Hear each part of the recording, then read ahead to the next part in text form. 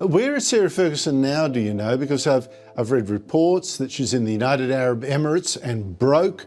I've also read reports that she spent a month at a luxury Swiss resort that cost $25,000 a day. And it's a resort that she has promoted before. Here she is. She stood by him through everything. The scandals, the shame, the total destruction of his reputation. When the entire world walked away from Prince Andrew, Sarah Ferguson stayed, but not anymore.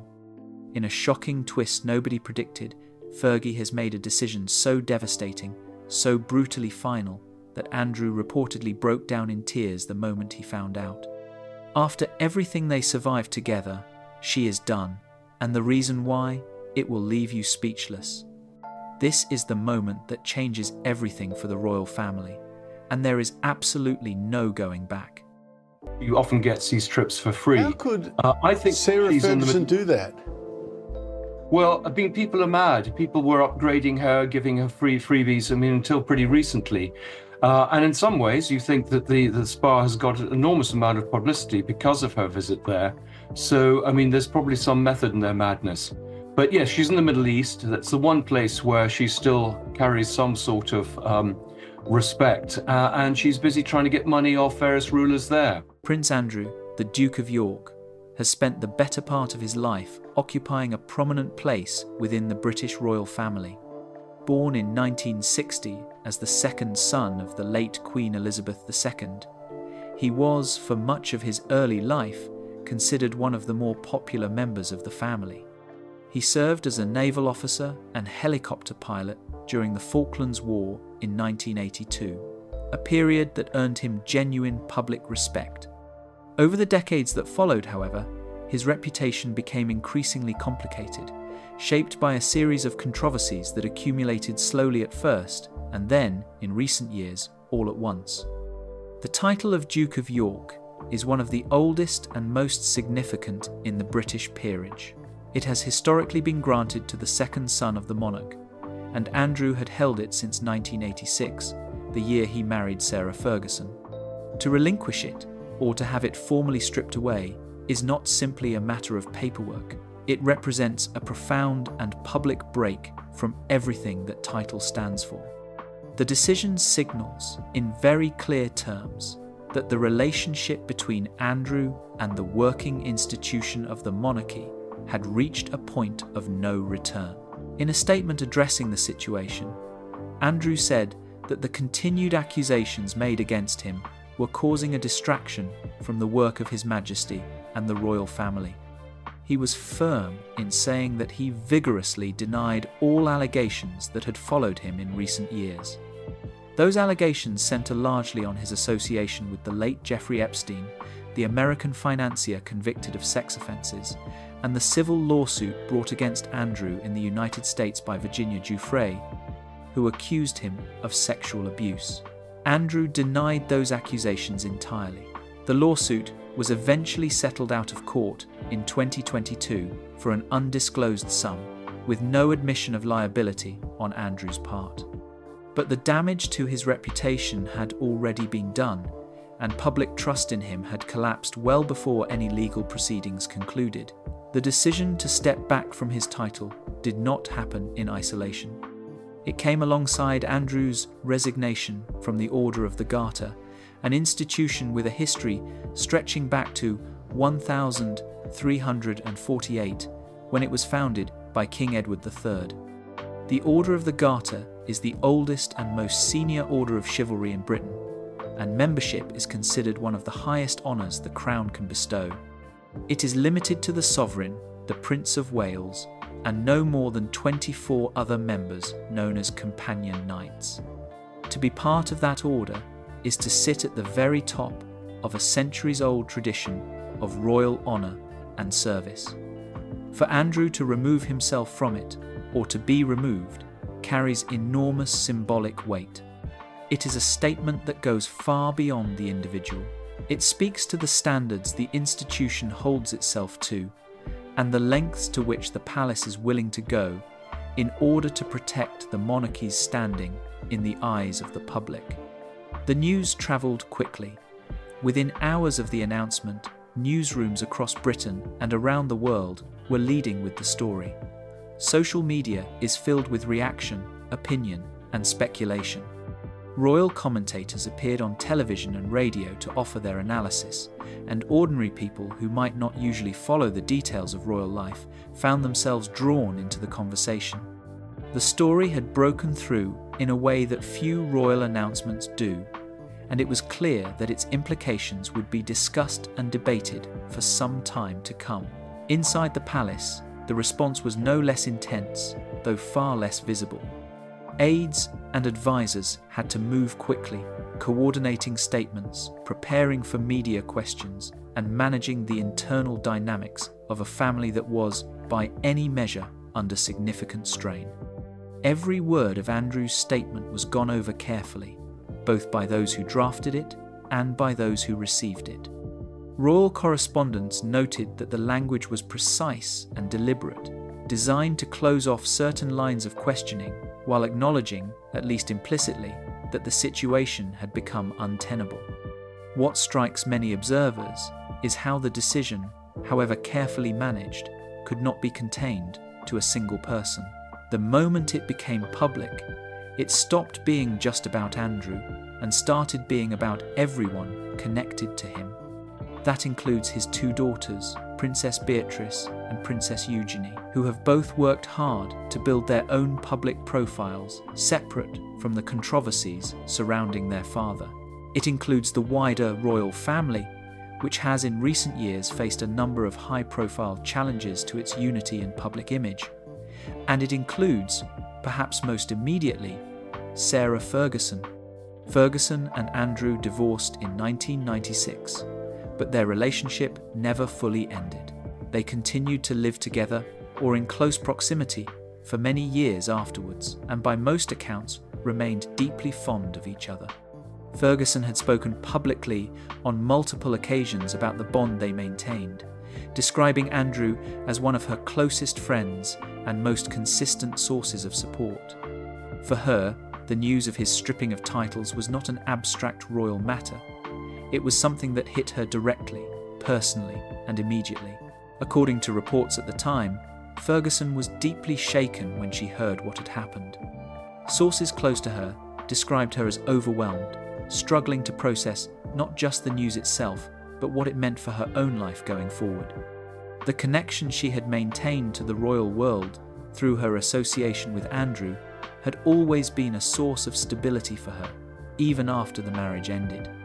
That connection was now under serious threat, and the consequences of losing it were beginning to come into focus. What this moment made plain, above everything else, was that royal titles and honours are not simply ceremonial. They carry real weight in the lives of real people.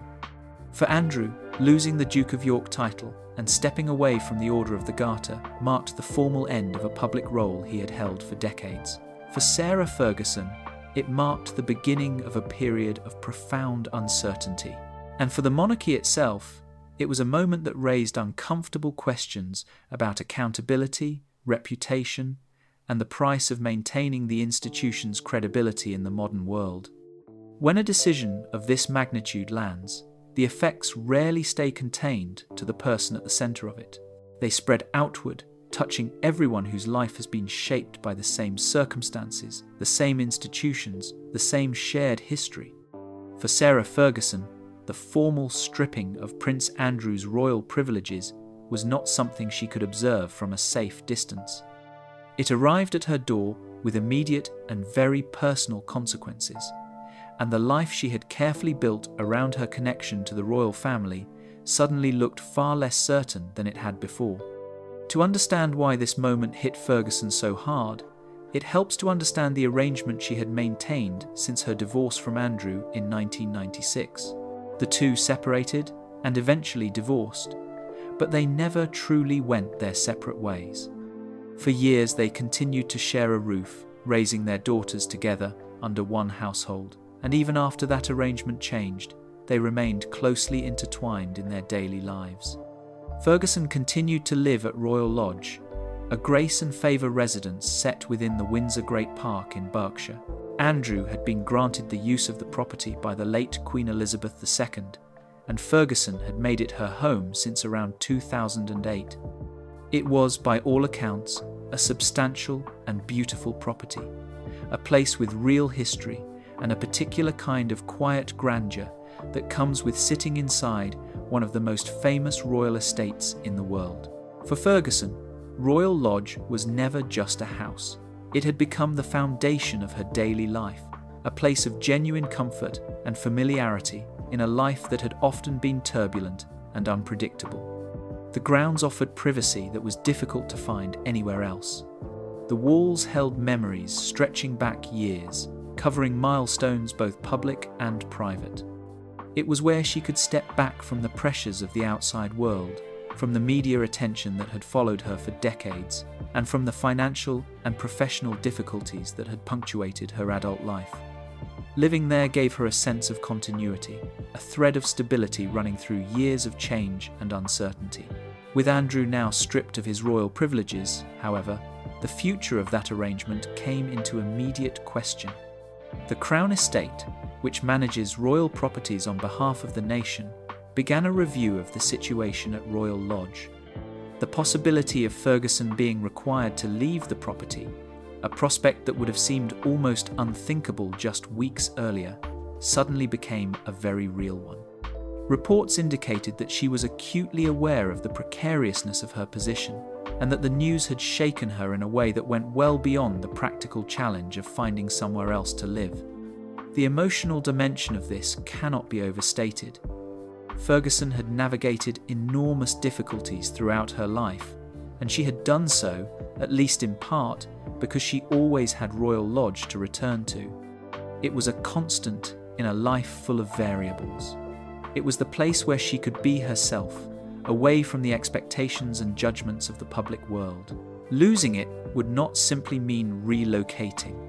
It would mean dismantling something that had quietly held her life together for a very long time. Beyond the personal and emotional, there were also immediate practical concerns. Running a property of that size and managing the kind of lifestyle that comes with it requires significant resources. Ferguson had, over the years, faced well-documented financial difficulties. In 2010, she was caught up in a tabloid sting operation in which she appeared to offer access to Andrew in exchange for money, an episode that caused considerable embarrassment and further damaged her already fragile public reputation. She had spoken openly in interviews about the extent of her debts and the difficulty of managing her finances over the years. While Royal Lodge did not belong to her and did not resolve those financial pressures, it did reduce them in important ways. It meant she did not face the costs of renting or owning a home on the open market, and it gave her a platform from which to manage her public life with a degree of dignity and stability. Without it, those pressures would return in full. The question of where she would live, how she would fund it, and how she would maintain the kind of public profile on which much of her income depended became urgent in a way they had not been for years. Sources close to Ferguson described her as being in a state of shock in the days following the announcement, processing not just the news about Andrew, but the cascade of implications that flowed from it into her own life. There is also a deeper layer to consider, one that goes beyond property and finances and touches on identity. For all the years since her divorce, Ferguson had never fully separated herself from the world of the royal family. She remained the mother of two princesses. She remained closely connected to Andrew. She retained, through those ties, a kind of proximity to the institution that had shaped her adult life. That proximity was never official or formal in the way it had been during her marriage, but it was real and it mattered. It gave her a place in the story, a role, however informal, in a world that carried enormous cultural weight. With Andrew's public role effectively erased, that proximity was disrupted in a way it never had been before. The informal connection she had relied on was no longer as solid as it once was. The association that had provided her with a degree of recognition, protection, and social standing was now tied to a man whose own standing had collapsed very publicly. For Ferguson, this meant confronting the possibility that the identity she had carried for decades, built around her relationship to the monarchy and to Andrew specifically, needed to be fundamentally reconsidered. Those around her noted that the public nature of the situation made everything harder. Ferguson's life has never been a private one. From the moment she entered the royal family in 1986, she was a subject of intense media interest, and that interest had never truly subsided. The tabloids had followed her through her marriage, her divorce, her financial troubles, her various career ventures, and every personal difficulty in between. Now, as this new crisis unfolded, the cameras were once again trained on her every move, making even the most basic task of processing what was happening feel exposed and overwhelming. Royal Lodge had always offered a buffer against that exposure. It was a space where she could close the gates, so to speak, and exist outside the glare for a while. Losing that buffer meant losing the ability to manage her public life on her own terms. Every decision she made about her future, every step she took toward rebuilding, would be observed, reported on, and debated by an audience that had never lost its appetite for her story. What the immediate fallout from Andrew's stripping of titles made clear was that the consequences of royal decisions are rarely limited to the royals themselves. The people who orbit that world, who have built their lives in its shadow and relied on its stability, are just as exposed when the ground shifts. For Sarah Ferguson, a woman who had weathered more than most and had always found a way to keep going, this was the moment when the full weight of that exposure became impossible to ignore. There is a particular kind of loss that comes not from a single blow, but from the accumulation of many smaller ones, arriving over time, each manageable on its own, until one final event tips the balance and everything that had been holding together starts to come apart at once. For Sarah Ferguson, the crisis surrounding Prince Andrew did not arrive in a vacuum. It landed on top of a life that had already been carrying a great deal of weight, and the combination of what was already there with what had now been added made the situation feel, to those close to her, genuinely serious in a way that went beyond the headlines. To understand the full picture, it is necessary to go back further than the recent announcements about Andrew's titles. Ferguson's story with the royal family began in 1986 when she married Andrew at Westminster Abbey in a ceremony watched by millions around the world. She was 26 years old, lively and warm, and the public took to her quickly. She was different from what people expected of a royal bride, less formal, more openly expressive, and that quality made her appealing to a wide audience. The early years of her life within the royal family were not without difficulty, but there was genuine affection between her and the public, and between her and the institution she had married into. That affection began to fray over time. By the early 1990s, her relationship with Andrew was under strain, and the tabloid press, which had initially been relatively kind to her, turned sharply hostile. In 1992, photographs emerged of her on holiday with her financial advisor John Bryan, images that caused enormous embarrassment and effectively ended whatever goodwill she had retained with the palace. The same year became known in royal circles as the Annus Horribilis, a year of extraordinary difficulty for the family as a whole. Ferguson and Andrew separated that year and divorced 4 years later in 1996. What followed the divorce was a long and often difficult attempt to rebuild a life outside the formal structure of the royal family, while remaining deeply connected to it in practical and personal terms. Ferguson threw herself into various ventures with energy and enthusiasm. She wrote a series of children's books based on a character called Budgie the Little Helicopter, which achieved reasonable success. She became a spokeswoman for Weight Watchers in the United States, a role that brought her significant income and raised her profile considerably on the other side of the Atlantic. She appeared on American television, gave interviews, launched wellness initiatives, and explored a range of business partnerships over the years. Some of these efforts found an audience and generated genuine momentum.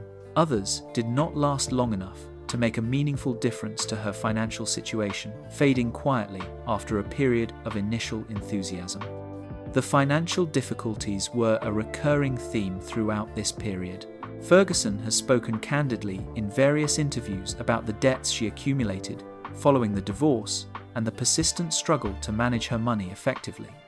The costs associated with maintaining the lifestyle she had grown accustomed to during her royal years were substantial, and the income from her various projects, while sometimes significant, was never quite consistent enough to cover them reliably. There were periods of relative stability, followed by periods of real pressure, and the cycle repeated itself more than once over the course of the years that followed her divorce. In 2010, the situation became significantly more complicated when she was filmed by an undercover reporter working for a British tabloid. In the footage, she appeared to offer access to Andrew in exchange for £500,000. The episode was deeply damaging.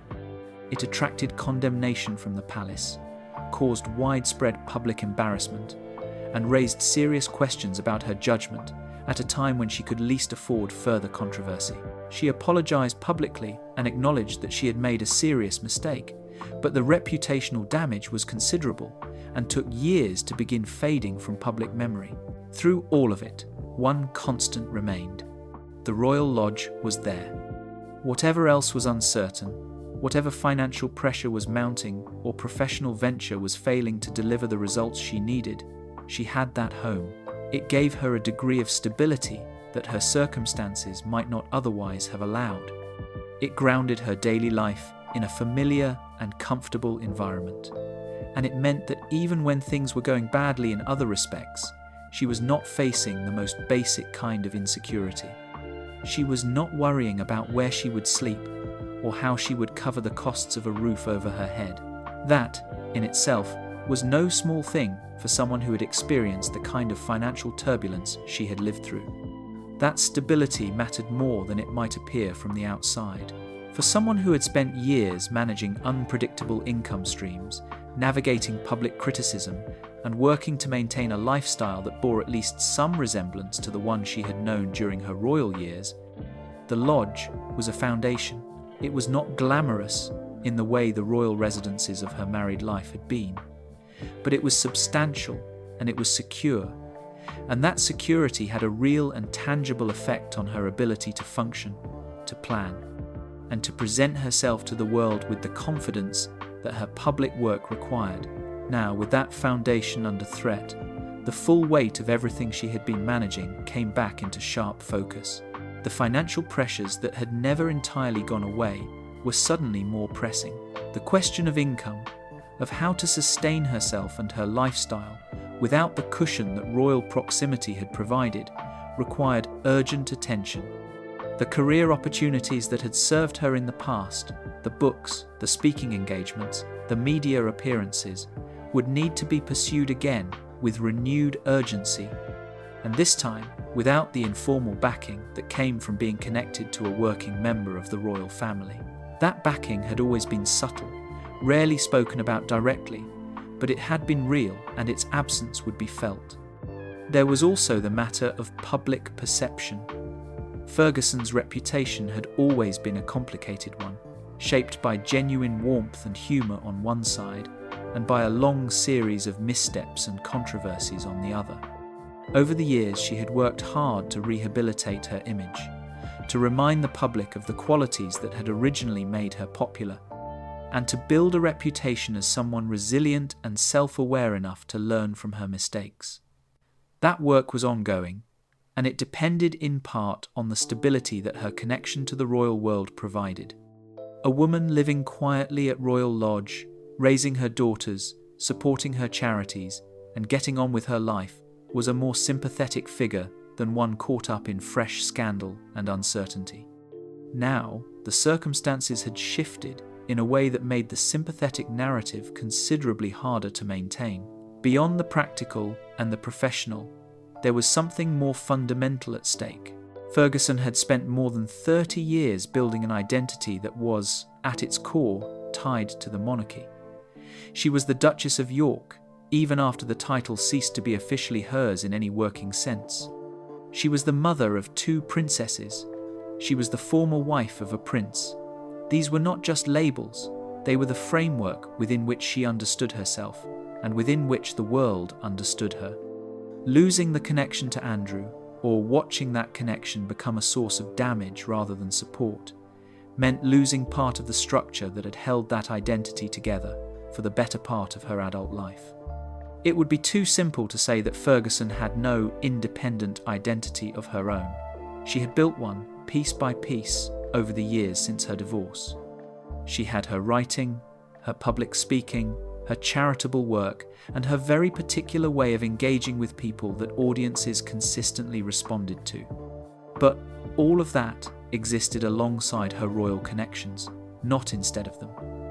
The 2 things had always been part of the same picture, and separating them cleanly was not a straightforward task. They were woven together in ways that were not always visible from the outside, but were deeply embedded in how her public life functioned. Those who knew her well described the period following Andrew's announcement as one of genuine emotional difficulty. She had weathered public storms before, and her resilience was not in question.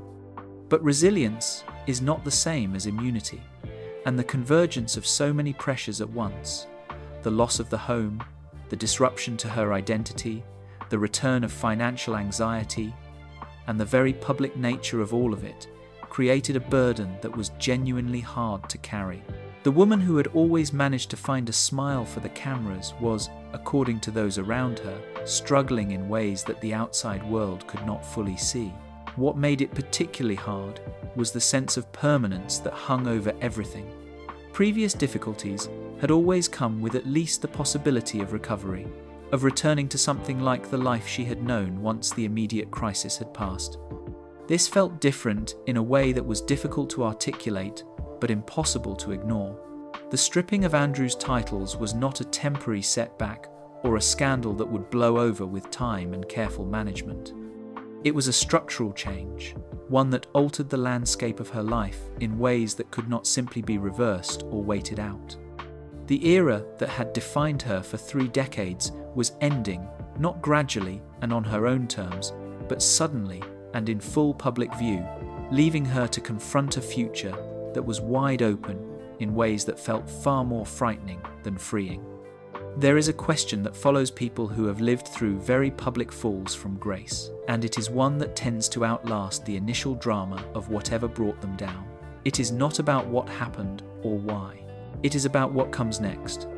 For Sarah Ferguson, that question is now front and centre, and the answer to it is being shaped in real time, in circumstances that are neither comfortable nor entirely of her choosing. What lies ahead for her is genuinely uncertain, but uncertainty, as those who know her will point out, is not a new condition in her life. She has navigated it before, often in worse situations than this one, and the question of whether she can do so again is one that a great many people are watching with considerable interest. The most immediate practical matter is the question of where she will live. For someone who has spent the better part of 2 decades at Royal Lodge, the prospect of finding new accommodation is not simply a logistical exercise. It is a psychological adjustment of some significance, a tangible marker of the fact that one chapter has closed and another must begin. The home that provided her with routine, privacy, and a sense of grounding for so many years cannot simply be replaced by finding somewhere new to keep her belongings. The adjustment runs deeper than that, touching on questions of identity and belonging that are not resolved by signing a new lease or arranging a removal van. Reports from royal insiders suggest that Ferguson has been exploring her options carefully, and that one of the most likely outcomes involves a move that would take her away from Britain altogether, at least for a significant period of time. Portugal has emerged as a particularly strong possibility. Princess Eugenie, Ferguson's younger daughter, and her husband Jack Brooksbank already have ties to the country.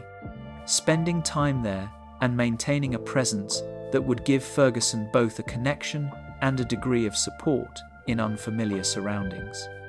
The idea of relocating to a quieter, more private environment in southern Europe, away from the British tabloid press and the constant scrutiny that comes with living in proximity to the royal family, has an obvious appeal. It would offer Ferguson the space she needs to think clearly, to regroup, and to approach the next phase of her life without the noise and pressure that have surrounded her for so long in Britain. The slower pace of life, the distance from Windsor and everything it represents, and the presence of family nearby would combine to create conditions that might, in time, begin to feel less like exile and more like relief. It would not, of course, be anything like Royal Lodge. The grandeur, the history, the particular kind of comfort that comes from living within the Windsor estate, none of that would transfer to a private villa in Portugal. But those close to Ferguson suggest that this may actually be part of the point. A clean break, a genuinely different kind of life, one that is smaller and quieter and less burdened by the weight of royal expectation, might be exactly what she needs at this particular moment. The symbolic distance from the world she has always known could, in time, become a source of strength rather than loss. Sometimes the only way to begin building something new is to put enough physical distance between yourself and the old life that you can no longer see it when you look out of the window.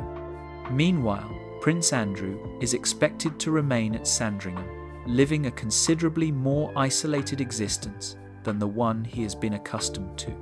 With his titles removed, his public role effectively erased, and his movements closely observed, he faces a future that is defined largely by absence.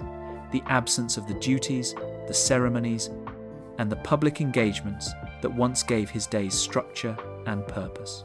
The physical separation between him and Ferguson, if her move to Portugal does go ahead, will mark something significant, not the end of their bond, which by all accounts remains genuine, but a new and more distant configuration of it. They have leaned on each other through decades of difficulty, offering a kind of mutual support that survived the formal end of their marriage and persisted through every subsequent crisis. But the pressures now surrounding Andrew have reached a point where proximity may no longer serve either of them particularly well, and the distance, however painful, may ultimately be the more practical arrangement for both. For Ferguson, the professional dimension of her future will require serious and sustained attention. She has always been someone who understood how to connect with an audience, and that quality is not something that disappears because circumstances change. Her warmth, her candour, and her willingness to speak honestly about her own failings and recoveries have consistently resonated with people who might otherwise have little interest in the details of royal life. Those qualities will be central to whatever she builds next, and there are several avenues through which she is likely to pursue that rebuilding, some familiar and some that will require her to move in new directions. Book deals have always been one of Ferguson's most reliable routes to both income and public engagement. She has written extensively over the course of her career, producing children's books, memoirs, and various other projects. And the appetite for her perspective on the events of recent months is likely to be considerable. A candid account of her experiences, her relationship with Andrew, the life she built at Royal Lodge, and the challenge of navigating what comes after would find a ready audience on both sides of the Atlantic. Publishers would recognise the commercial potential of her story, and Ferguson herself has never been reluctant to tell it. The question is not whether there is a market for what she has to say, but whether she can find the right way to say it. One that is honest enough to be compelling without being so raw that it causes further damage to the relationships and reputations she still has reason to protect. Public speaking is another area where she has established a genuine track record over the years. She has appeared at events and conferences discussing resilience, personal reinvention, and the experience of living a very public life. And she brings to those conversations a credibility that comes from having actually lived through the things she talks about. There is no shortage of people who find genuine inspiration in the story of someone who has fallen, picked themselves up, and kept going. And Ferguson's version of that story is more dramatic and more detailed than most. That material does not lose its relevance because her circumstances have changed. If anything, the addition of this latest chapter makes it richer and more compelling than it has ever been, and the audiences for that kind of honest, experience-based conversation remain large and engaged.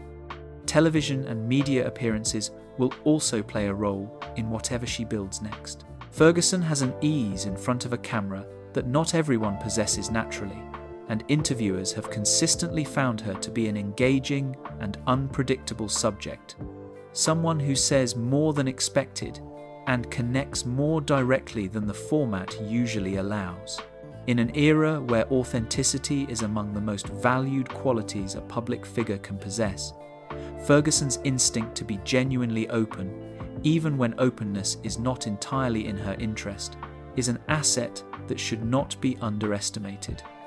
That instinct has got her into trouble before, it is true, but it has also kept her relevant and relatable, at moments when a more guarded approach might have seen her fade from public consciousness entirely.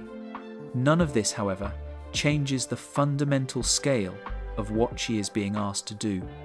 Reinvention is a word that gets used fairly casually when discussing public figures who have experienced a fall from grace, as though it was simply a matter of rebranding, of updating a public image and moving on. The reality is considerably harder than that, and Ferguson herself is under no illusions about the difficulty of what lies ahead. She is in her 60s, at a stage of life when most people are hoping for stability and continuity rather than wholesale change. She is doing this not by choice, but by necessity, driven by circumstances that arrived suddenly and without the courtesy of advance warning. She is rebuilding in public, under observation, with the awareness that every stumble will be noted and every setback will be reported. That is an extraordinarily demanding context in which to attempt something as vulnerable and uncertain as starting over. What gives those around her cause for cautious optimism is her track record. It is easy, looking at the current situation, to focus on the scale of the challenge and to underestimate what Ferguson has already survived. She has come through a very public and painful divorce from one of the most scrutinized families in the world. She has faced financial ruin more than once and found her way back from it. She has endured tabloid coverage that was at times genuinely vicious, surviving attacks on her character, her judgment, and her worth as a person that would have broken many people entirely. Each time, she found a way forward, not always elegantly or without further missteps, but forward nonetheless. The pattern of her life, however complicated and however full of difficulties, is ultimately one of survival and continuation, and there is no obvious reason to assume that pattern will not hold now. Her daughters are a significant part of that picture. Princess Beatrice and Princess Eugenie have both spoken about the closeness of their relationship with their mother, and reports suggest that their support during this period has been practical as well as emotional. They have been involved in discussions about her housing situation, offering solutions, and ensuring that she will not face the transition to a new life without people who love her standing alongside her. That support matters enormously, both in practical terms and in the less tangible but equally important sense of knowing that the people closest to you are choosing to stay close rather than stepping back at the first sign of difficulty. The world that Ferguson is stepping into, one without a royal title in any meaningful sense, without the protective association of royal property, and without the quiet advantages that proximity to the palace provided, is genuinely unfamiliar territory for her. She has spent her entire adult life operating within or alongside the structures of the monarchy, and the absence of those structures will require adjustments that go all the way down to the most basic rhythms of daily life. how she spends her mornings, who she spends them with, what gives her days shape and purpose, what she reaches for when she needs reassurance or direction. All of it needs to be rethought and rebuilt from the ground up. But Sarah Ferguson has rebuilt before. She has stood in the wreckage of her own life on more than one occasion and found the will to start again, not because it was easy or because she had a clear plan, but because the alternative was to stop entirely, and stopping has never been something she has been willing to do. The chapter she is entering now is without question the most challenging of her life, arriving later, landing harder, and offering fewer obvious footholds than any of what came before. The safety nets are fewer, the options are narrower, and the energy required to begin again at this stage of life is of a different and more demanding kind than it was in her 30s or even her 40s. Whether she finds her footing, whether Portugal becomes the beginning of a genuine comeback, or simply a quiet retreat from a world that moved on without her, remains to be seen. What is certain is that her story is not finished, and that the next chapter, whatever form it takes and wherever it unfolds, will be watched just as closely as all the ones that came before it. The public that has followed her journey through every high and every low has not stopped paying attention, and Sarah Ferguson, whatever else might be said about her, has never given them reason to look away.